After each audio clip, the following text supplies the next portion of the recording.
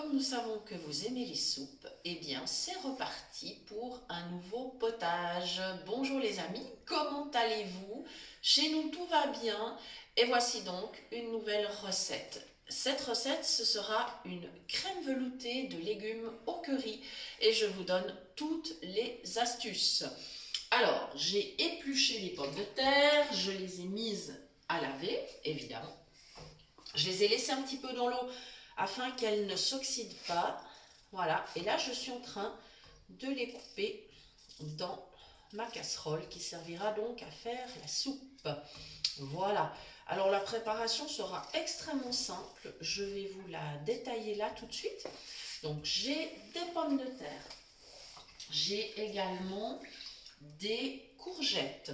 Alors les quantités, c'est toujours en fonction du nombre de personnes qui seront autour de la table ou si vous souhaitez préparer de la soupe par exemple pour 2 fois ou plus, ou si vous souhaitez en congeler une partie, à vous de voir.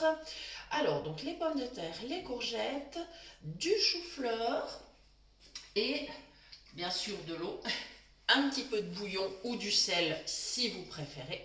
À vous de voir encore une fois, c'est selon vos goûts. Et tout à la fin, quand ce sera cuit, on donnera un petit coup de mixeur afin que ce soit bien mixé. Et la pomme de terre va donner ce côté velouté à la soupe. Et on ajoutera, alors vraiment au dernier moment, la petite touche de crème et un tout petit peu de curry et ça sera absolument délicieux. C'est vraiment important d'ajouter le curry au dernier moment, c'est meilleur.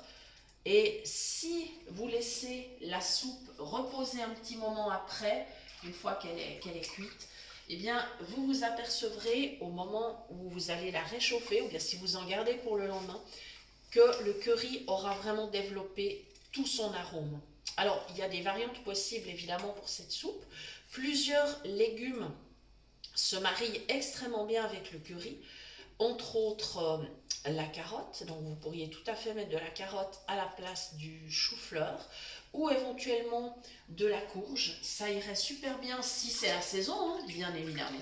Voilà, vous pouvez aussi ajouter un petit peu d'oignon parce que ça va également très bien. Il faut faire absolument selon vos goûts. Pour les pommes de terre, on préférera bien sûr une variété à chair plutôt farineuse, c'est-à-dire une variété qui convient pour la purée, le gratin.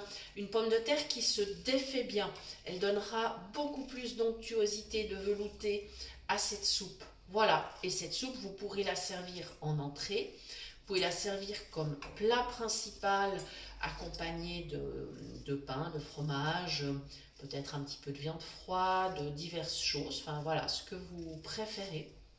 Ou peut-être une salade composée juste après. Enfin, à vous de voir. Ou alors, parfois, l'hiver, on sert aussi la soupe avec juste après une tarte ou un gâteau. Voilà, ça dépend des goûts, ça dépend des habitudes. Voilà, je crois que je vous ai dit l'essentiel concernant cette recette. Je vous rappelle bien sûr que vous pouvez toujours nous retrouver sur nos pages Facebook. Vous pouvez nous retrouver également sur notre adresse mail cuisinepratique@mail.ch. Elle n'a pas changé, on peut toujours y accéder, même si nous avons changé de pays de résidence, eh bien nous pouvons toujours y accéder. Donc il n'y a aucun problème, n'hésitez pas à nous envoyer des emails, n'hésitez pas à commenter, et puis si ça vous fait plaisir aussi, à vous abonner.